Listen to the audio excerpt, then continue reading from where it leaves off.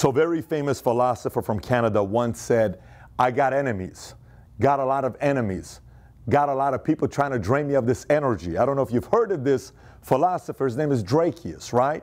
And the whole purpose about this message today is 10 enemies of success that you have as an entrepreneur that's holding you back. We're going to talk about that today.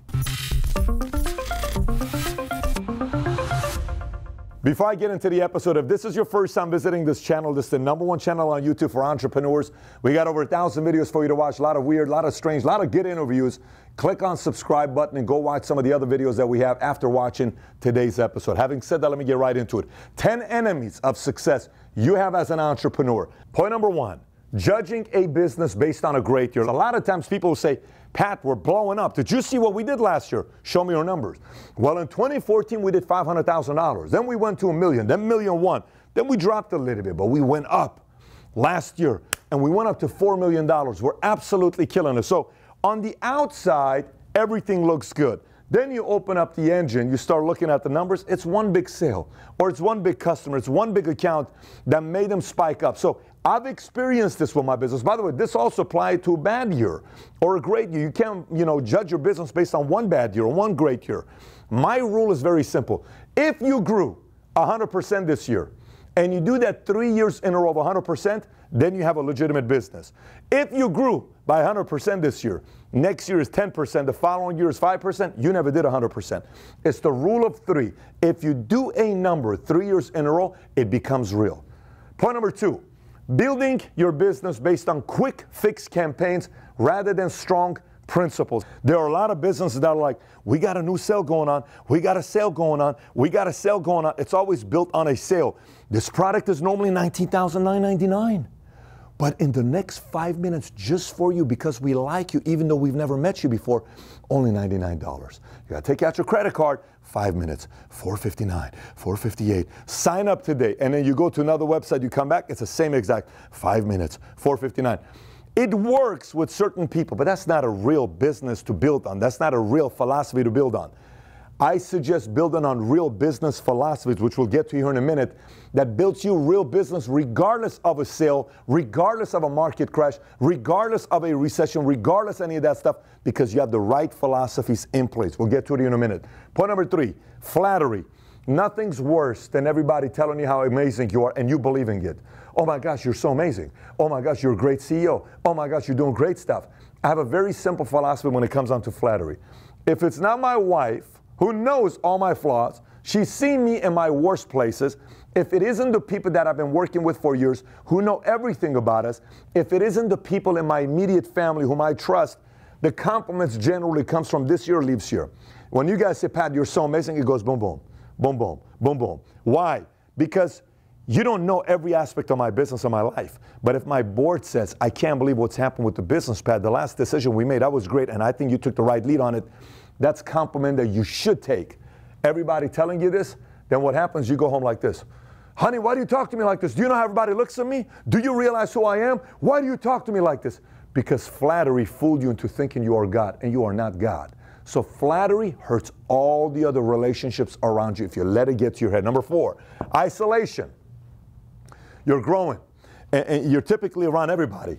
Then your office gets further and further and further and further away from everybody. Then you no longer come and shake hands and talk to people. Then there is a wall. Your customers, your employees, your salespeople, your vendors, your partners, they no longer talk to you. You're isolated. You're on an island of your own because you're so important. You're so incredible. And then all of a sudden, you are irrelevant because no one knows who you are.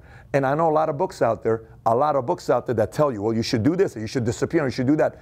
I say it all the time, but I don't tell you to disappear from your employees, from your customers, from your vendors, from your partners. If you're going to disappear from people, disappear from your critics, disappear from your haters, disappear from your prior friends or family members that said you'll never make it, then show up 5 years later saying, Merry Christmas. Here's Patrick Bet-David 6.0. Here's you 6.0. This is what's happened in my life. Without you saying anything, everybody already knows what you've been doing. But in a business world, isolation can hurt you tremendously. It's a big enemy if you isolate yourself from everybody. Number 5, perfection. You got perfection, you got magic. I work with a lot of people. Today we're talking about a new leadership principle we're going to be teaching to a certain group of our guys that they're going to go take this course. There's 4 different types of leaders when it comes down to coaching. There's doers, there's talkers, there's controllers, and there's supporters, right? Doers, talkers, controllers, supporters. Okay, perfection. Controllers typically want so much control of everything because no one can do it as good as them. You know what those that are controllers do? There's so much about perfection that no one around them becomes leaders because no one around them can ever be as good as you because they never give up too much. Everything has to be perfect. Everything has to be flawless. You don't see a lot of leaders being around them. Sometimes if you're a controller, you know your personality, you got to kind of start empowering and not seeking perfection, just progress, seeing your guys getting better. And then all of a sudden one day you look around and say, oh my gosh, look at the amount of leaders that we built here. Business has grown, companies grown. Perfection is an enemy. Next, not upgrading your philosophy. Sometimes you're going and you're building your business and you think you're doing good, but your numbers actually don't look that good. But you don't want to sit down and look at the results of your philosophy because it's going to make you upset. So when you sit back down, this was 2013 for me. We had a year in our business. I sat there in 2013. Then I sat there in 2014. One of the metrics, I was only looking at the metrics that was positive. The one metric I didn't want to look at was the most important metric, and that one wasn't good. It was flat.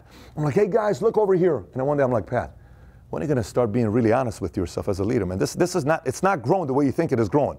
This is an important data. Then I put that on the table. Everybody's like, oh my gosh, we're going to talk about that? Yes. The following year, this data grew 150, 200%. Why? Because we finally inspected it. Because when I'm putting the product from here and it's going through the assembly line, the final product that's coming through is not a great product.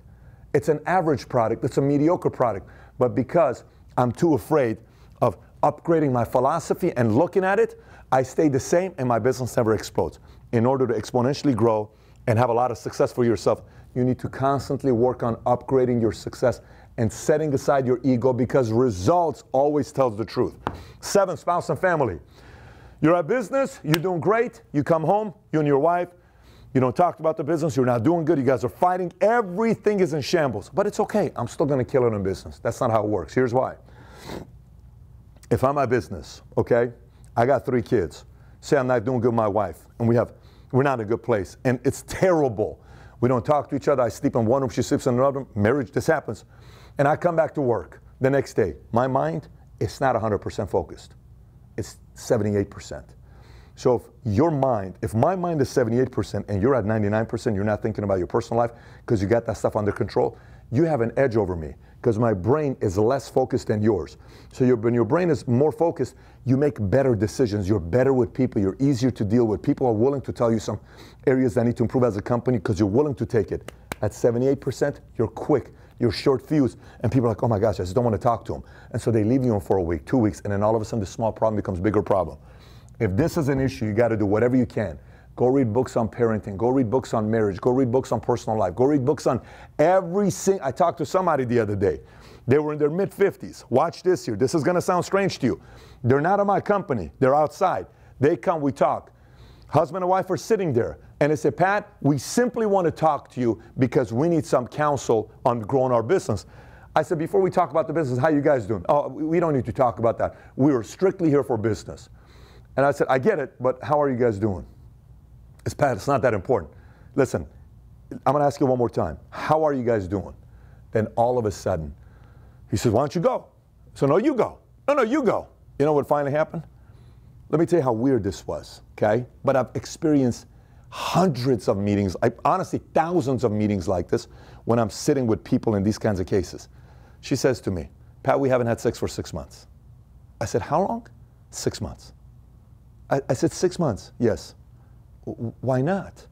Well, it's just, we can't get along anymore. I said, are you having a hard time with it? No, that's not the problem. We're just not having sex at all.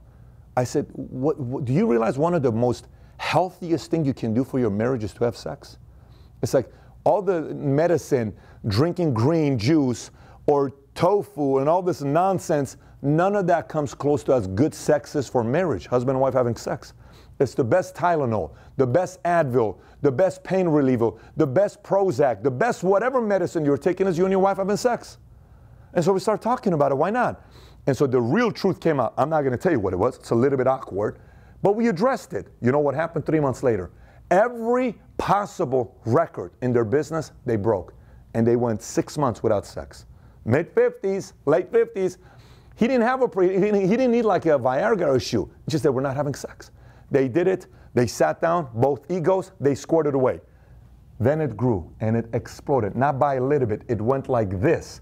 So once we addressed this, then we talked about business and everything started getting better. Number 8, compromising non-negotiables for short-term gain. When I'm starting my business, initially, a big bank came up to me and they were telling me, Pat, if you introduce this product, none of your people need to know. On the side, we'll pay you $100,000 a month, okay?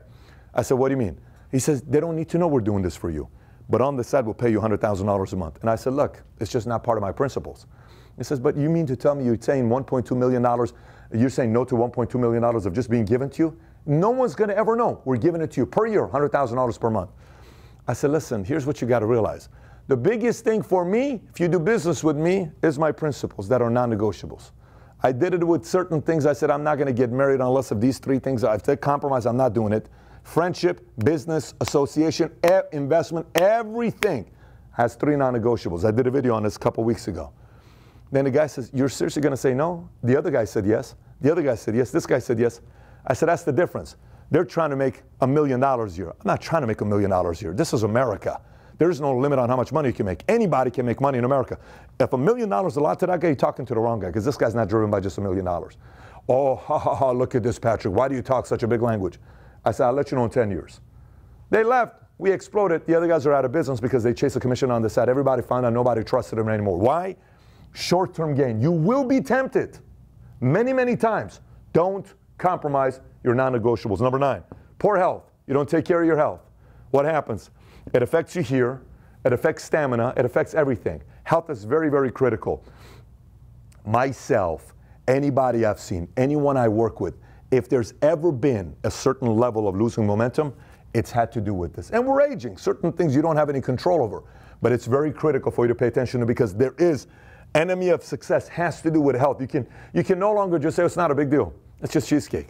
I'm just 280 pounds. It's not a big deal. A lot of people become rich and they're overweight and all this other stuff. All of those are lame excuses. Pay attention to this. And last but not least, speaking the same language to everybody. I don't speak to my 7-year-old the same way I speak to my 5-year-old, the same way I speak to my 3-year-old. It's all different languages. I speak a different language to my nanny than to my wife, then to my father, then to my employees, then to my directors, then to my executives, then to my vice presidents, then to carriers, then to investors, then to my board, then to enemies, then to media, then to family, then to friends, then to strangers. All the languages, it's not the same language. Now, this doesn't mean that I'm a different person here than I am here, and I'm acting all the time. No, the language is a different language. Maybe in this language, it's a technical language. I'm going to take my technical language to a higher level because everybody in that room is talking technical language. Maybe in this community, I'm talking to a lower level. I'm going to speak at this language.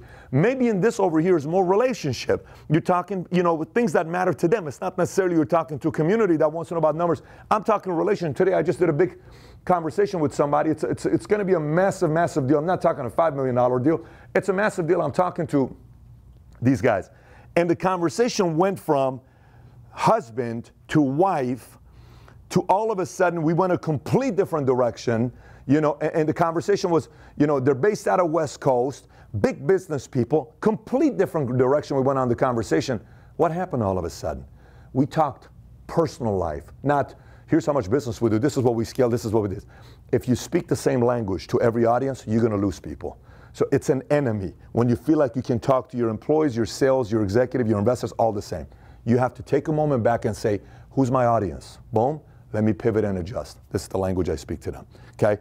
And you don't tell your 3-year-old to learn calculus formulas or pre-calculus. You understand what I'm saying? That's the adjustment. It's basic, but sometimes we all forget about it. What is the language I need to speak in this meeting? What do they want? Perfect, here's what we're doing, okay? So those are 10 enemies. Now, obviously, there's a lot more enemies. These are 10 of the enemies. That's going to be an enemy of success for you as an entrepreneur. Having said that, there's another video I want you to watch. I made this video, I want to say a year and a half ago, 2018, April of 2018, I think I made this video. The title is How to Make $1 Million a Year Income. And it's a very detailed, not one of these rah-rah videos. I'm not asking you to pay $5,000 for this video. I'm giving you a very basic formula. Here's a thumbnail. Click on this video. Go watch it. It's a formula how for you to make 7 figures in today's economy. And again, any thoughts? Comment below. If you haven't subscribed, please do so. Take care, everybody.